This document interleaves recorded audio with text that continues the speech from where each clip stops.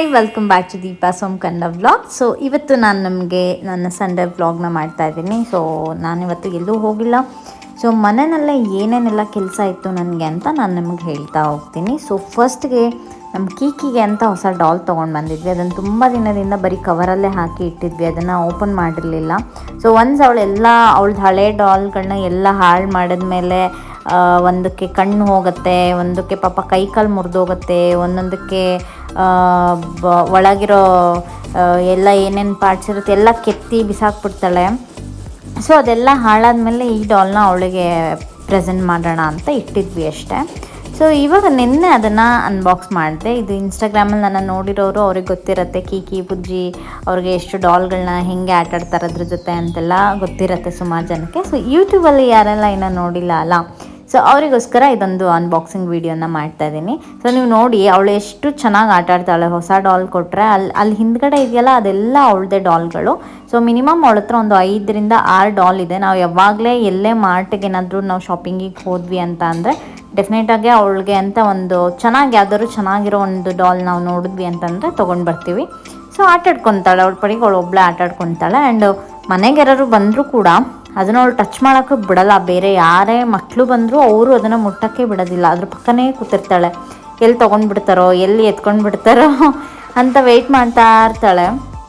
So ಅವಳಿಗೆ ತುಂಬ ಇಷ್ಟ, ಚಿಕ್ಕ ವಯಸ್ಸಿಂದನೂ ಅದೇನಂತ ಗೊತ್ತಿಲ್ಲ. ಮೋಸ್ಟ್ಲಿ ಅವಳಿಗೆ ನಾವು ಒಂದು ಸಣ್ಣದೊಂದು ಗೊಂಬೆ ಕೊಡಿಸಿದ್ವಿ ಅವಳನ್ನ ನಾವು ಮನೆಗೆ ತೊಗೊಂಡು ಬಂದಾಗ. ಸೊ ಅವಾಗ್ಲಿಂದನೂ ಅಷ್ಟೇ ಅವಳಿಗೆ ಈ ಥರ ಗೊಂಬೆಗಳನ್ನು ತುಂಬ ಇಷ್ಟ. ಇನ್ನು ನಮ್ಮ ಬುಜ್ಜಿ ಅಷ್ಟೊಂದೇನು ಇಷ್ಟಪಡಲ್ಲ. ಅವನು ಮಾಮೂಲಿ ಸುಮ್ಮನೆ ಅಯ್ಯೋ ಕೊಟ್ಟರೆ ಆಟಾಡ್ತೀನಿ, ಇಲ್ಲಾಂದರೆ ಇಲ್ಲ ಅನ್ನೋ ಥರನೇ ಇರ್ತಾನೆ.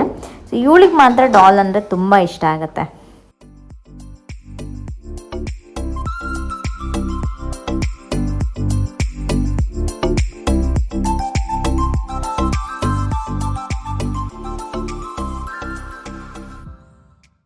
ಇವ್ನು ನೋಡಿ ಹೇಗೆ ನನಗೆ ಕೊಡ್ತಿಲ್ಲ ಅಂತ ಇದು ಮಾಡ್ಕೊಂಡು ಬೇಜಾರು ಮಾಡ್ಕೊಂಡು ಸಿಟ್ಟು ಮಾಡಿಕೊಂಡು ಅವ್ನು ಮಾತೇ ಆಡಿಸಲ್ಲ. ಅವಳಿಗೆ ಏನಾದ್ರು ಇಬ್ಬರೂ ತುಂಬ ಪೊಸೆಸಿವ್. ಅವಳನ್ನ ಮುದ್ದು ಮಾಡಿದ್ರೆ ಇವನಿಗಾಗಲ್ಲ, ಇವನಿಗೆ ಮುದ್ದು ಮಾಡಿದ್ರೆ ಅವನಿಗಾಗಲ್ಲ. ಇಬ್ಬರು ಜಗಳ ಆಡ್ಬಿಡ್ತಾರೆ ನೆಕ್ಸ್ಟ್ ಮಿನಿಟಲ್ಲೇನೆ.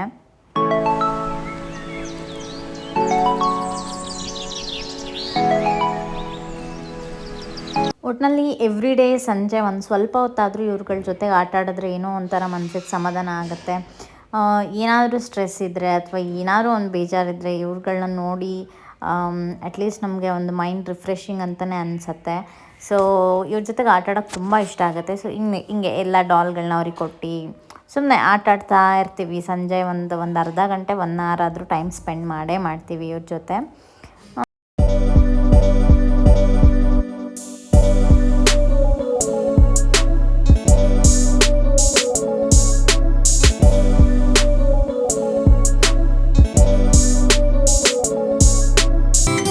ಮತ್ತು ಸಂಜೆ ಆದ ತಕ್ಷಣ ಏನಾದರೂ ತಿನ್ನಬೇಕು ಅಂತ ಅನ್ಸುತ್ತಲ್ವ, ನಿಮಗೆ ಗೊತ್ತು ವೆದರ್ ಹೇಗಿದೆ ಅಂತ. ಸೊ ಲೀಶಿಯಸ್ಸಿಂದ ನಾನು ಲೆಗ್ ಪೀಸಸ್ಗಳನ್ನ ಆರ್ಡರ್ ಮಾಡಿದ್ದೆ. So it's 120 rupees per packet ಅದು. ಸೊ ಒಂದು ಪ್ಯಾಕೆಟಲ್ಲಿ ನಿಮಗೆ ಮಿನಿಮಮ್ 8 pieces ಅಂತೂ ಇದ್ದೇ ಇರುತ್ತೆ ಖಂಡಿತವಾಗ್ಲೂ. ಆ್ಯಂಡ್ ಇದು ವರ್ತ್ ಅಂತ ಅನಿಸುತ್ತೆ. ಸ್ವಿಗ್ಗಿ ಝೊಮ್ಯಾಟೋದಲ್ಲಿ ನಿಮಗೆ ಒಂದು 4 ಪೀಸ್ ಕಬಾಬಿಗೇನೆ 260 rupees to 30 rupees ಆಗುತ್ತೆ. ಒಂದು ಒಳ್ಳೆ ಕಡೆ ತೊಗೋಬೇಕು ನೀವು ಒಂದು ಒಳ್ಳೆ ರೆಸ್ಟೋರೆಂಟಲ್ಲಿ ತೊಗೋಬೇಕು ಅಂದರೆ this is worthful I felt. ನಾನು ಇದನ್ನು ತರಿಸಿದ ಮೇಲೆ ನೀಟಾಗಿ ಮ್ಯಾರಿನೇಟ್ ಮಾಡಿ ಕೊಟ್ಟಿದ್ರು. ಅದನ್ನು ಬ್ಯೂಟಿಫುಲ್ ಆಗಿತ್ತು. ತುಂಬ ಅಂದರೆ ತುಂಬ ಎಂಜಾಯ್ ಮಾಡಿಕೊಂಡು ನಾವು ಇದನ್ನು ಈವ್ನಿಂಗ್ ತಿಂದ್ವಿ. ಆ್ಯಂಡ್ ಮೋರ್ ಇಂಪಾರ್ಟೆಂಟ್ ಏನಂತಾನೆ ನಮಗೆ ಮ್ಯಾರಿನೇಟ್ ಮಾಡಿ ಇಟ್ಟು ತಿನ್ನೋಷ್ಟರಲ್ಲಿ ಟೈಮ್ ಇರಲ್ಲ. ಸೊ ವಿತ್ ಮ್ಯಾರಿನೇಟ್ ಆಗಿರೋದನ್ನೇ ತರಿಸ್ಕೊಂಡು ಮಾಡಿದ್ರೆ ತುಂಬ ಇಷ್ಟ ಆಗುತ್ತೆ. ಆ್ಯಂಡ್ ಇದೇನಿಲ್ಲ, ನಿಮಗೆ ಅದು ಎಷ್ಟು ಬಾಯ್ಲ್ ಆಗೋದಕ್ಕೆ ಅಷ್ಟೇ ಟೈಮ್ ತೊಗೊಳುತ್ತೆ ಬಿಟ್ಟರೆ ಇನ್ನೇನು ಜಾಸ್ತಿ ಟೈಮ್ ಕನ್ಸ್ಯೂಮ್ ಮಾಡಲ್ಲ. ಆ್ಯಂಡ್ ಒಂದೇ 1 ಸ್ಪೂನ್ ಆಯಿಲ್ ಅಷ್ಟೇ. ಮತ್ತು ಪಿಜ್ಜಾ ತಿನ್ನಬೇಕು ಅನ್ನಿಸ್ತು, ಒಂದು ಪಿಜ್ಜಾನು ತರಿಸ್ಕೊಂಡು ತಿಂದೆ. ಮತ್ತು ಇನ್ನೊಂದು ದೊಡ್ಡ ಕೆಲಸ ನನಗಿದ್ದಿದ್ದು, ನಾವು ಈ ಮನೆಗೆ ಬಂದಾಗಿಂದನೂ ನಮ್ಮ ಸ್ಟೇರ್ ಕೇಸಲ್ಲಿ ರ್ಯಾಪ್ ಮಾಡಿರ್ತಾರಲ್ವ, ಅದು ಇದನ್ನು ಅಂದರೆ ಏನೂ ಆಗಬಾರ್ದು, ಡಸ್ಟ್ ಬರಬಾರ್ದು ಅಂತ ಈ ಥರ ಒಂದು ಪ್ಲಾಸ್ಟಿಕ್ ಪೇಪರಲ್ಲಿ ರ್ಯಾಪ್ ಮಾಡಿರ್ತಾರಲ್ಲ. ಸೊ ಇದನ್ನು ತೆಗೆದೇ ಇರಲಿಲ್ಲ ನಾವು. ಸೊ ಸ್ವಲ್ಪ ದಿನ ನಾವೇ ಬೇಡ ಅಂತ ಬಿಟ್ಟಿದ್ವಿ, ಬಿಕಾಸ್ ಅದು ಕೊಳೆ ಆಗಬಾರ್ದು ಅಂತ ಹೇಳ್ಬಿಟ್ಟು ಹಾಗೆ ಬಿಟ್ಟಿದ್ವಿ. ಆಮೇಲೆ ಅದನ್ನು ಮರ್ತೇ ಬಿಟ್ವಿ. ಅಯ್ಯೋ ಯಾರು ತೆಗಿತಾರೆ ಅನ್ನೋ ಥರ ಲೇಸಿನೆಸ್ ಆಗ್ತಾಯಿತ್ತು. ಬಟ್ ಇವತ್ತಂತೂ ನನಗೆ ಖಂಡಿತವಾಗ್ಲೂ ಎಲ್ಲೂ ಏನು ಹೋಗದೆ ಇರೋ ಪ್ಲ್ಯಾನ್ ಇದ್ದರಿಂದ ಇವತ್ತು ಕ್ಲೀನ್ ಮಾಡೇ ಬಿಡೋಣ ಅಂತ ಹೇಳಿ ಎಲ್ಲ ಇಡೀ ಮೇಲಿಂದ 3rd ಫ್ಲೋರಿಂದ ಕೆಳಗಡೆ 2nd ಫ್ಲೋರ್ವರೆಗೂ ಎಲ್ಲನೂ ತೆಗೆದಿದ್ದೀವಿ. ಸೊ ಫಸ್ಟ್ ಫ್ಲೋರಿಂದ ಆಲ್ರೆಡಿ ನಾನು ಕ್ಲೀನ್ ಮಾಡಿದ್ದೆ. 2nd ಫ್ಲೋರ್ 3rd ಫ್ಲೋರಿಂದ ಬ್ಯಾಲೆನ್ಸ್ ಇತ್ತು, ಅದಷ್ಟೂ ತೆಗೆದು.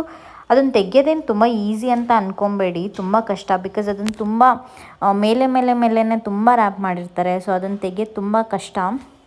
ಹಾಗಾಗಿ ಅದನ್ನು ನೀಟಾಗಿ ಎಲ್ಲನೂ ಕ್ಲೀನ್ ಮಾಡಿ, ಸ್ಟೇರ್ಕೇಸ್ ಎಲ್ಲ ಒಂದು ಸಾರಿ ನೀಟಾಗಿ ವಾಶ್ ಮಾಡಿ ಕ್ಲೀನ್ ಮಾಡಿದ್ದೇನೆ.